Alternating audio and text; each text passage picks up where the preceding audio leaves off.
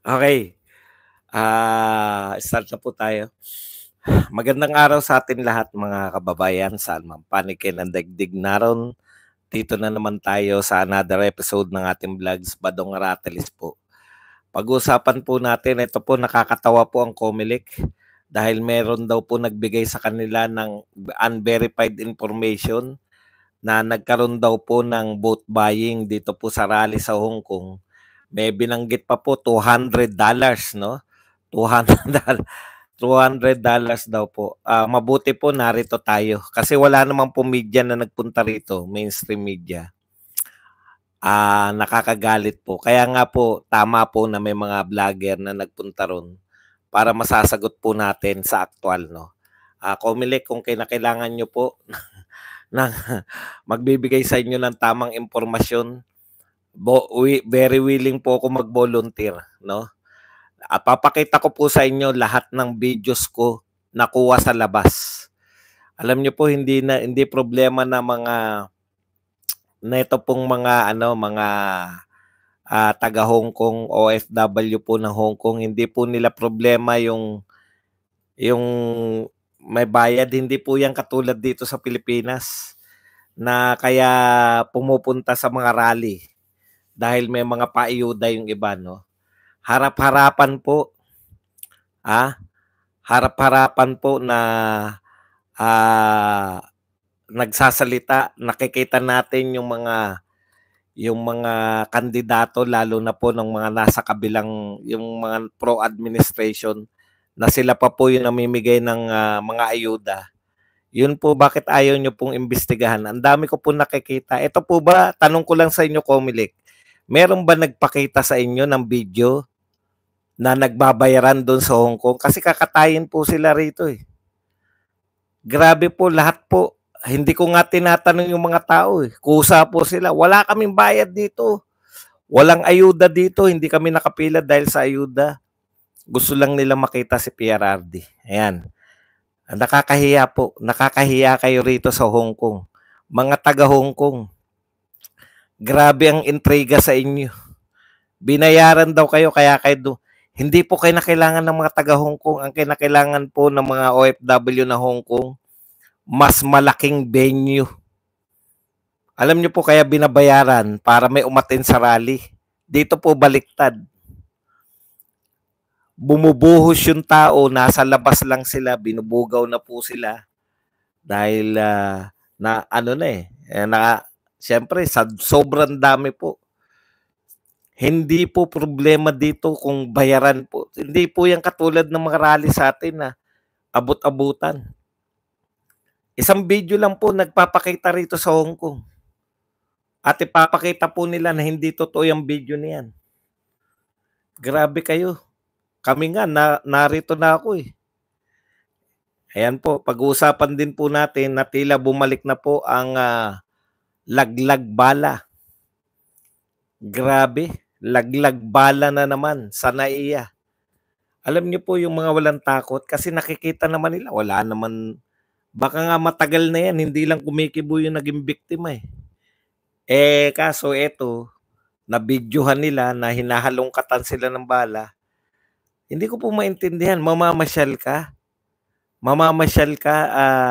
magtuturist ka sa ibang bansa, nakalusot ka sa immigration dahil talagang turista ka. Tapos magdadala ka ng bala para hindi ko makuha yung logic nyo, kayong mga terador diyan sa NAIA. Hindi ko makuha kung bakit paano nangyari na magdadala yung kung sino mang tao ng bala, no? Okay. Pag-uusapan din po natin, ito po, fake news, dinideklara na natin na fake news itong Manila Times kasi bakit hindi fake news? Mismong gobyerno na po ang nagsabi na wala naman talagang huhulihin, no? Yung sinasabi po ng headline po ng Manila Times ay isang malaking fake news. Ang tanong, ano po gagawin niyo sa fake news na Manila Times? Kayo pong mga nasa Kongreso. Hindi nyo nga masabi kung ano yung pinipake news eh. Hindi nyo masabi kung ano yung pinipake news ng mga vlogger, pero pinangalanan nyo yung vlogger, no? Inimbitahan nyo sa kongreso. May bala kayong na idiin yung mga vlogger, hindi lang sila, mas matalino lang sa inyo. Nakuha po ninyo yung nangyari sa TRICOM, mas matalino lang sa inyo yung vlogger, tumakbo sa Supreme Court. Yung 37 vlogger. Ang tanong ko po, ang linaw pong fake news nito sa Manila Times. Yung iba po, hindi po fake news. Yung Inquirer, yun pong Manila Bulletin, at saka yung Philippine Star. Hindi po sila fake news. Pero nagpapalagana po sila ng chismis. At ang source po nila, TRICOM, makinig kayo. Ang source nila sa pagpapalaganap ng chismis, PCO, si Ruiz at saka si Claire. Anong gagawin nyo? Iimbestigahan nyo ba sila?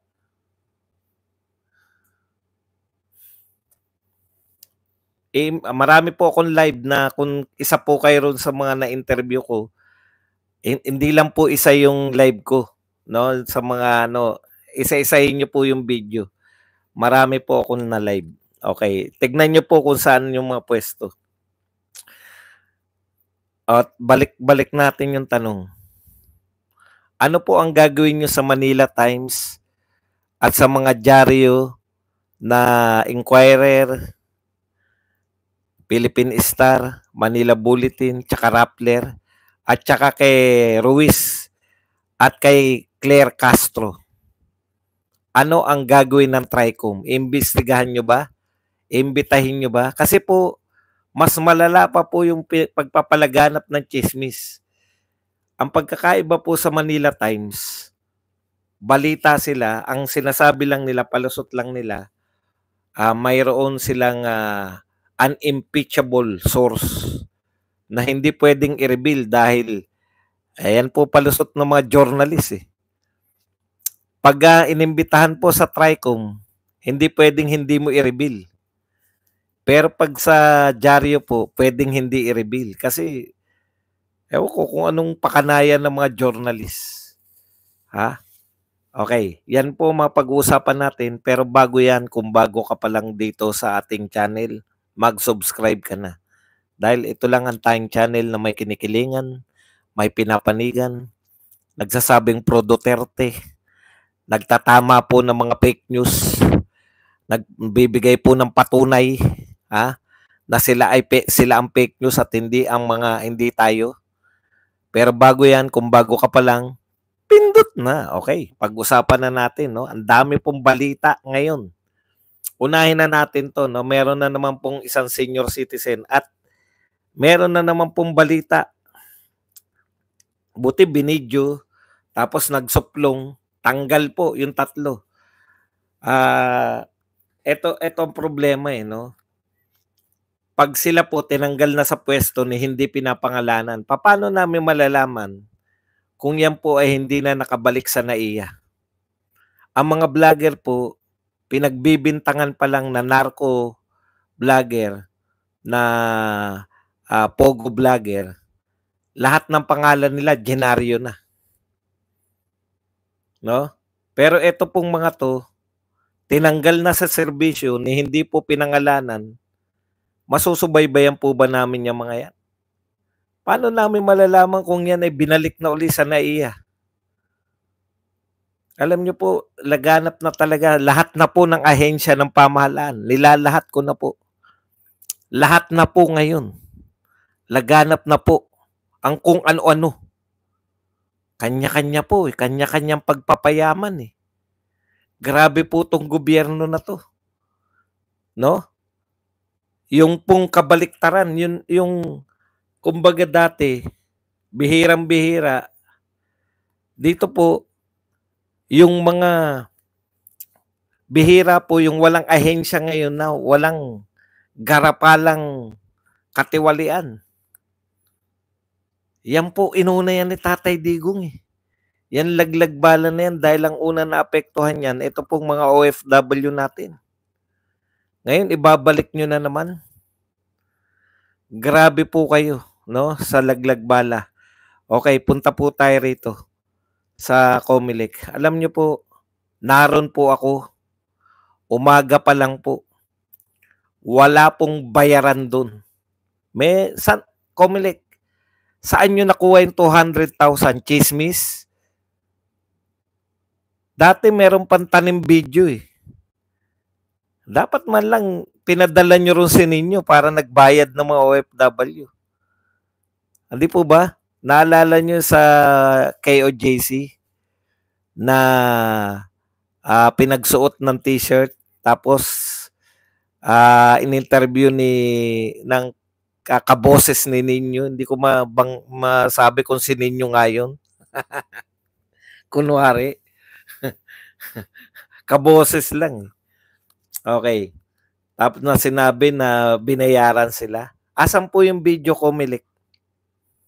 Comelec, asan yung video na nagsasabi? Kung yung may video nga na nagkabayaran, napatunayan pa rin ng KOJC. Ang ginawa ng KOJC, kasi tambay lang dun eh. Hindi na naghanap ng mga bayarang malayong tambay. Mga tambay lang din dun. 1 linggo yata yung KOJC nun, naalala nyo? Isang linggo yata, yung KOJC na nagrally dun sa Liwasang Bonifacio. Tambay lang sa Liwasang Bonifacio yun. Kaya na-interview ng KOJC, SMNI. Yun po, may video yan na Comelec ha. Comelec, Garcia.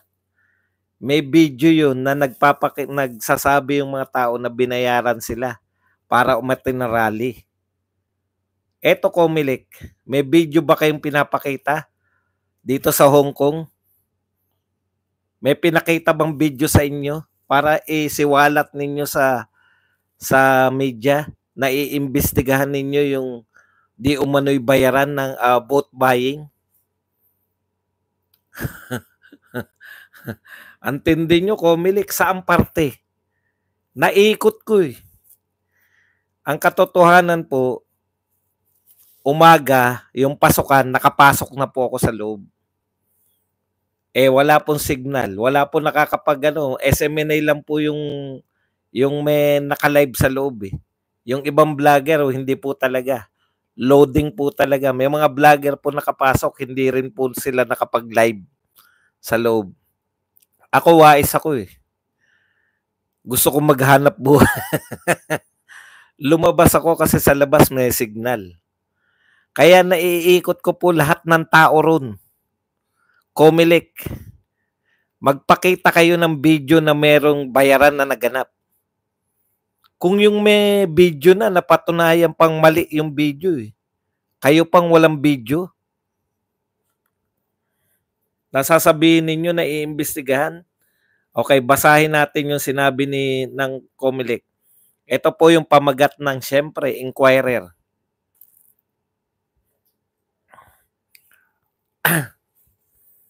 Ito po sabi po, Comelec verifying reported vote buying at Hong Kong rally. Puta, grabe tong Inquirer no? Sabi po, the Commission on Elections on Monday said it would verify reports of vote buying at a recent campaign rally in Hong Kong. Sino po yung nag-report? Ako po, takang-taka ako sa inyo eh. Verifying report. Sino po nag-report? Comelec na may vote buying. Oy, yung libo-libo pong Hong Kong OFW na nagpunta ron at hindi nakapasok, vote buying daw po ang nangyari ron. Nagbayaran daw po dun. Alam niyo po, hindi problema ng mga tao dito. Hindi naman po namin pinagmamalaki, no? Hindi po namin pinagmamalaki na mayayaman po yung mga taga Hong Kong. Pero hindi po nagpunta ron yung mga taga Hong Kong dahil may bayaran. Kanya-kanya pong baon. Dami nga nagbigay sa akin ng baon nila eh. Kanya-kanya pong baon yung nagpunta ng Hong Kong. Kanya-kanya po sila. Hindi po nila problema yung kaya sila nagpunta doon dahil binayaran sila. Ang problema nila, paano sila makakapasok? Maliit yung venue, puno na yung venue, nasa labas sila, mga lintik na Comelec to.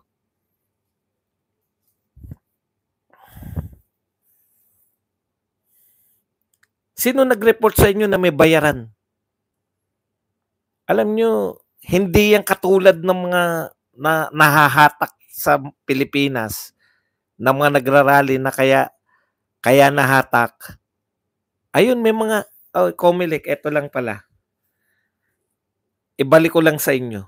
May mga video, kunin nyo lang sa GMA 7, kaya umatin ng rally dahil binayaran sila.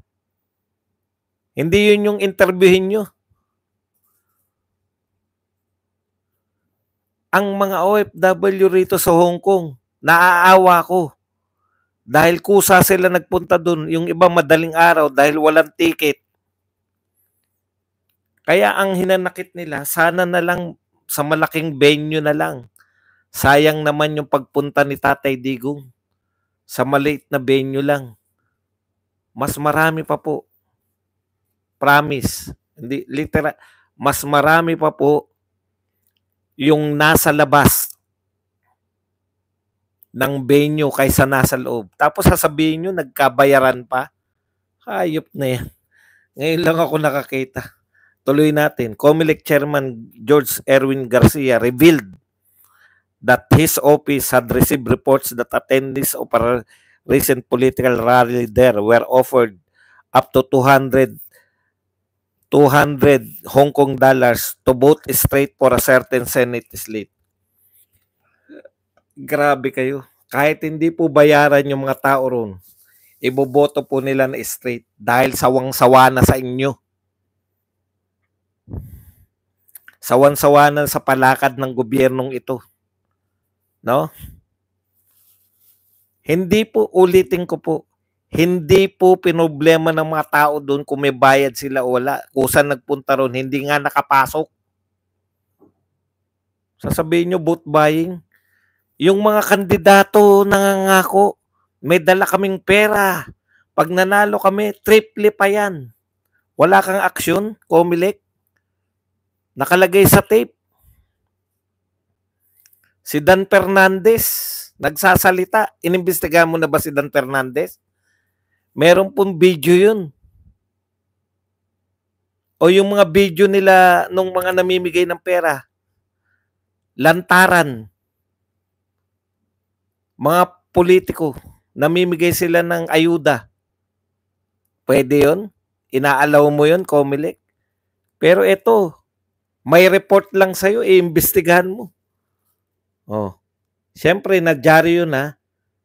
We have received news or information about it.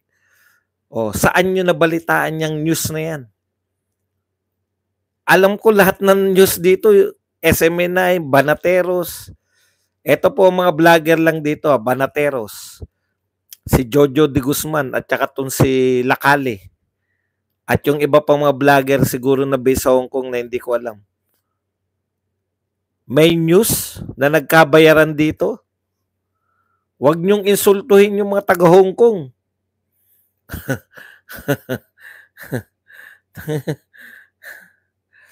We still need to verify that again. But again, at this point, this remains a raw information. Biruin mo yun, raw information. Nagpa-interview ka na. Raw information, binalita nyo na dyan sa Pilipinas. Yung mga nakuna ng video na nangangako.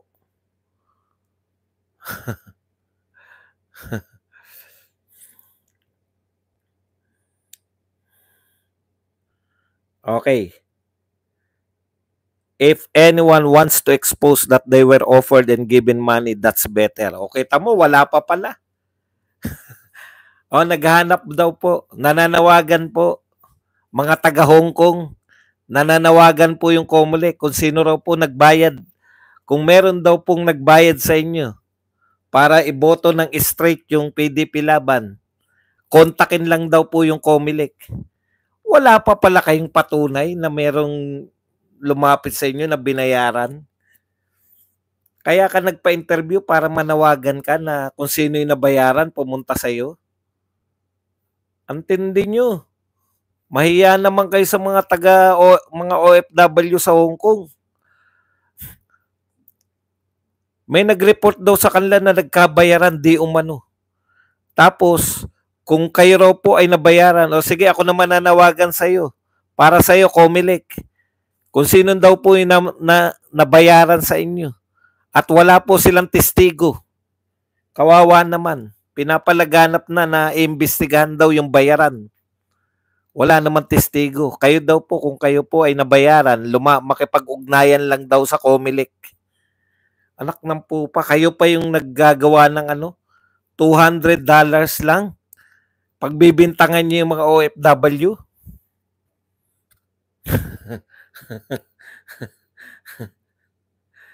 Baka mas malaki pa na gastos ng mga OFW para umatin dun eh.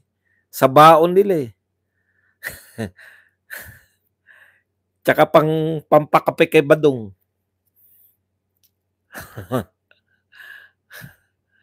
Ikaw naman spectacular oh. Narito ka ba sa Hong Kong spectacular?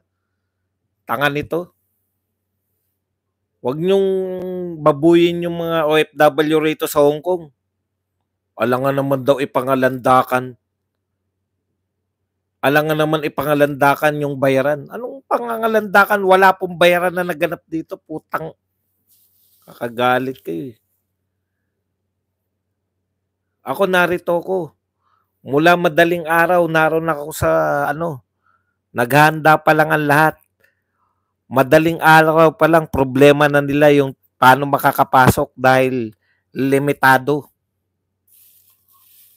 Bayaran. Mga mukha kasi kayong riyan. Yung mga nagsasabing bayaran, kayo bayaran.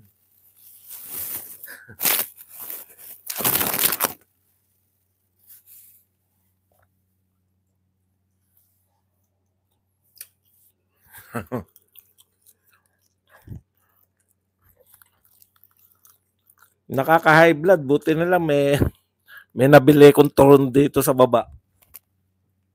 Kape muna. Ubos na kape. Tubig na lang.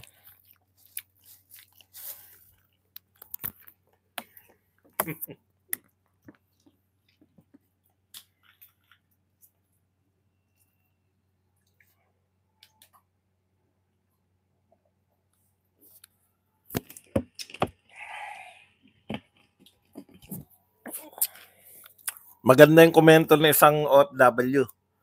Ganyan kababatingin nyo, Comelec. Kaya yan, patunayan nyo, isero nyo rito. Yung mga tauhan ng mga yan. Opo, tama po kayo. Tama to si Vicky Delan. Per strip po ng MTR, panay panay mga Pilipina po ang laman. Mga hinayupak na to.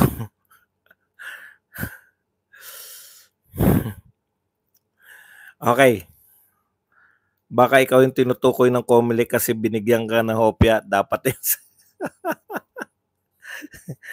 yung binigay po sa akin ng hopya, pinakain ko. Baka yun yung tinutukoy nyo na bayad, yung pinakain ko. Bigay po sa akin yun. Hindi ko po mauubos. Hindi ko na pwede iuwi sa Pilipinas yun. Sabi ko rin sa mga OFW rin, gusto nyo bang hopya? May nagbigay sa akin. Thank you po sa nagbigay ng hopya. Baka yun yung sinasabi nyo binayaran sila. Hopya lang yun po. Okay, punta na po tayo rito sa iba pang balita. Sinabi po ngayon ng lahat ng ahensya ng pamahalaan na wala silang nakikitang warrant of arrest ng ICC. Pero pa-interview pa rin po ng pa-interview yung mga may kinalaman. Yung konti, nag-iikot-ikot pa raw. Ha? Lalabas raw po na magiging masama raw po ang tingin sa Pilipinas kung ililigtas daw natin si Rodrigo Duterte. Saan mo ililigtas si Rodrigo Duterte? Wala nga warrant of arrest. Ang pinalalaganap po nila ngayon, Interpol ng Interpol. Ito po yan ha. Ulitin ko lang po. Yung Interpol po, police. Di ba? Ang trabaho po niyan, kaya po may Interpol, kung ang pulis, kung ang huhulihin, halimbawa, pugante. Alam niyo pugante, yung tumakas. May warrant of arrest. Pinaghahanap ng batas sa Pilipinas. So, sino po yung huhuli? Kung ikaw po ay may warrant of arrest sa Pilipinas, ikaw po ay huli ng pulis ng Pilipinas, di po ba? PNP. Ngayon, kung ikaw po ay tumakas, hindi ka na pwedeng hulihin ng mga pulis Pilipinas. Halimbawa, nagpunta ka ng Hong Kong, hindi ka pwedeng hulihin. Kasi ang jurisdiction ng mga pulis ng Pilipinas hanggang Pilipinas lang. Kaya po binuo yung Interpol. Para yung mga tumatakas sa batas ng Pilipinas, nagpunta siya sa Interpol member country, makikipagtulungan ang huhuli yung pulis dun sa Hong Kong through Interpol.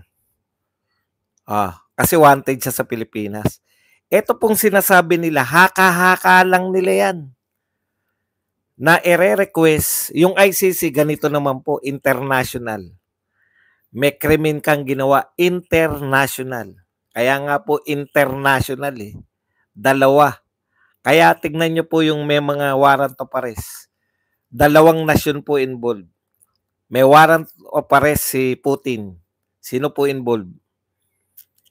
Russia at Ukraine. Dalawang nationality, international. Ito po si Netanyahu. May warrant of arrest Israel at saka Palestine. Hindi po bansa yung Palestine pero ano po siya? Nationality. International, dalawa. Ang Pilipinas po kakaiba. Ang Pilipinas, ang sinasabi si Tatay Digong, Pilipino.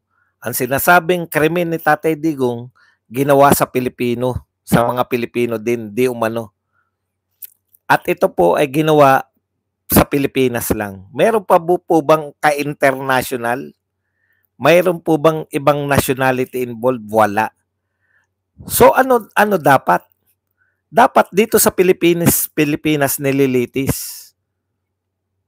Bakit hindi ipalitis dito? Bakit sinampa sa international? Kasi nga, etong mga to, mahilig, alam nila na hindi papasa sa Pilipinas, sa korte ng Pilipinas, dahil si Tatay Digong ay presidente.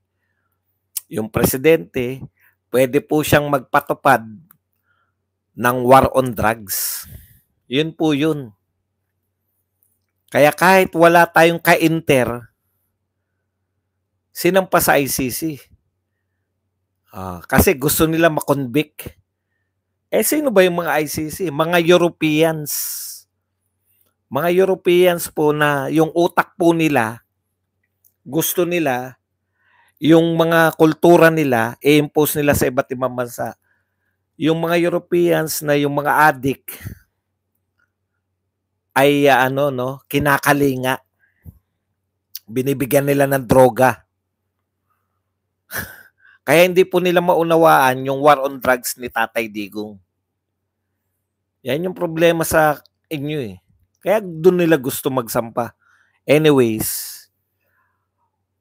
bakit ko to kinukwento? Para sabihin sa inyo na walang warrant of arrest. Ngayon, sakop ba ng ICC yung Interpol? Hindi. Pag may warrant of arrest sila, sabi ng Philippine government po to makikipag-ugnayan yung ICC sa Interpol. Wala namang ugnayan yung ICC sa Interpol. Haka-haka lang po yan ng mga Pilipino eh. Pilipino lang po nagsasabi niyan. Nakipag-ugnayan ba yung ICC sa Interpol para mahuli si Putin? Narinig nyo ba? Wala. Kasi hindi nga tayo miyembro ng ICC. Gusto nila pasok pa rin sa banga, kaya Interpol naman. Panay mga chismis ang pinapalaganap ng mga yan. Meron na po bang hiningi ang ICC na sa Interpol, humingi na ba sila ng tulong? Paano mo hihingi ng tulong na Interpol? Wala pa nga warrant of arrest. So, fake news, papatungan na isa pang fake news, papatungan pa na isang fake news, panay fake news na lahat ng mga news outlet natin.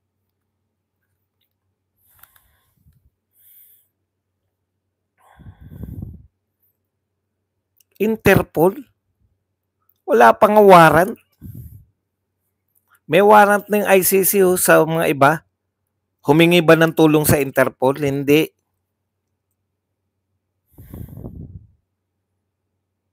Di ba? O, lihis na. Correct. Wala pong kinalaman. Hindi po tayo pwedeng uli.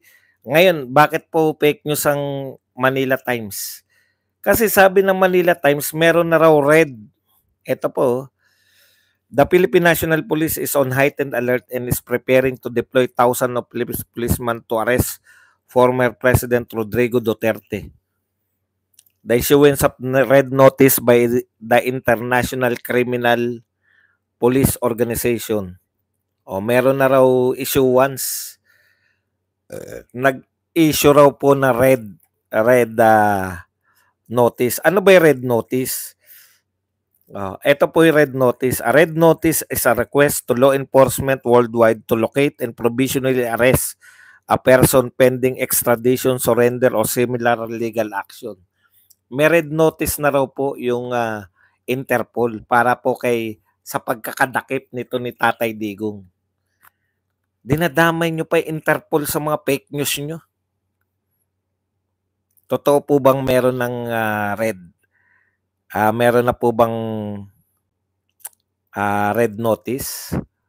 Wala pong nagbabalita kahit sino.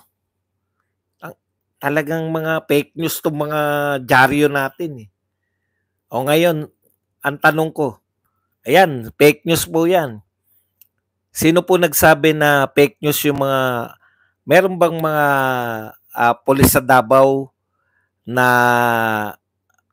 na may pagkilos po ba yung mga kapulisan sa Davao? Meron po. O binalita rin ng mga vlogger natin, naroon. Pero ano po paliwanag ng mga pulis sa Davao? Ang paliwanag po, ito po ay kanilang simulation exercise. O simulation exercise lang. Hindi po huhulihin si Tatay Digong. Sinesimulate lang nila kung paano huhuli. Tanong. Tama yung suggestion na to. Kailan nyo po ipapatawag? Kailan nyo ipapatawag yung Manila Times, yung PCO, at saka pang ibang media sa pagpapakalat ng fake news at mga chismis? Ipatawag nyo.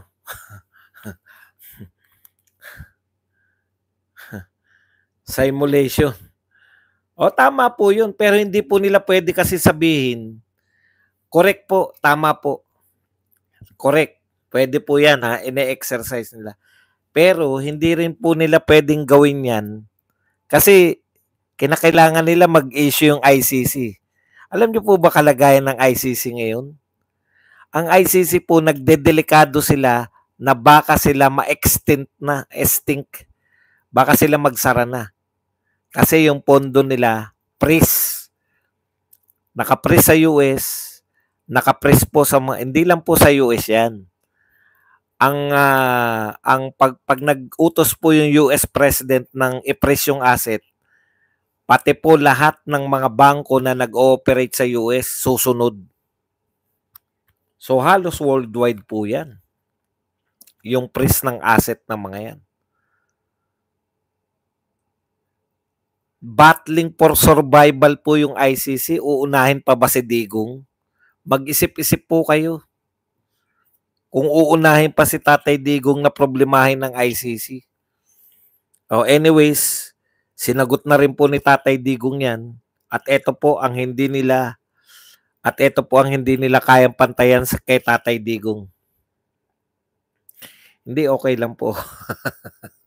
Huwag kayong mag-alala. Napagod lang ako kasi pumunta ako sa Buddha. Di ba ang taas nun yung Big Buddha? Tinitigan ko lang. Hindi ako nagtangkang umakyat. Ilang beses ko na namang naakyat dun, oh, sabi ko, "Wag ngayon, Buddha, wag ngayon. Tititigan lang kita diyan sa taas, hindi kita aakyatin." Ito po ang sinabi ni Tatay Digong. Ang balita ko may warrant daw ako pag-uwi. Totoo yung sa ICC something. Matagal ako nang hinahabol ng mga blank, blank, blank. Ano mang kasalanan ko na ginawa ko man lahat sa panahon ko para may kaunting katahimikan at mapayapa ang buhay ng mga Pilipino. Alam niyo po, tama si Tatay Digong. Ano mang kasalanan niyang ginawa, hindi po para sa kanya yun. Imaginin po ninyo, pag may napapatay po ba na drug lord o drug pusher, may nagbibigay ba ng pera kay Digong? Thank you very much po sa nagpakape na 50 Hong Kong dollars. Teka muna, natin, pasalamatan muna natin. Si Mamala, 51. 50 Hong Kong dollars, pangkape Sir Buds from Manay Bings Vlog. Yan. Thank you very much, Ma'am Mamala, Manay Bings, sa $50 na pangkape. Okay. Dito po natin tatapusin sa sinabi ni Tatay Digong. Kung may kasalanan mga akong ginawa nung panahon ko, para may kaunting katahimikan at mapayapa ang buhay ng mga Pilipino. Alam nyo, yung matagal ko nang iniisip, di ba, maaring pabiruto kay Tatay Digong na pag nakulong siya, mag-ambagan tayo para pagawan siya ng rebulto katabi ni Rizal. Alam nyo, sa totoo lang po, bawal lang po sa ating saligang batas na magpatayo ng bantayog habang buhay pa yung tao. Pero sa totoo lang po, kung meron tao na pwedeng ipagpatayo ng bantayog habang buhay pa, si PRRD yun. Totoo. Pero imbis na magpasalamat tayong mga Pilipino, imbis na pasalamatan natin yung mga nagawa ni Tatay Digong para sa ating bansa, tinutugis natin siya, naniniwala tayo dito sa mga kalaban niya.